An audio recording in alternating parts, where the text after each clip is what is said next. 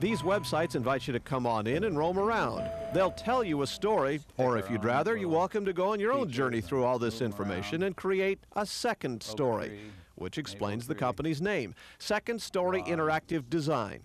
Brad Johnson is the creative director, Julie Beeler, the studio director. Together, they've taken the kind of depth and detail that once could only be found on CD-ROMs and floppy disks and made it available over the internet. Their site for DreamWorks Records is filled with movement and, of course, music. We really enjoy sort of pushing new technology and finding new ways to tell stories with interactive media. At this site for Contax cameras, they used a technology called Flash to allow viewers to zoom in and examine the new 645 camera. They created the Fantastic Forest at the National Geographic website. Here's what kids who enter it can see. More recently, they used what they'd learned from that project to build this, a 3D world called Expeditions, also for National Geographic.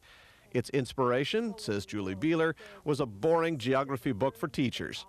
Viewers enter a main hall, look around, then can enter other rooms through portals like this one.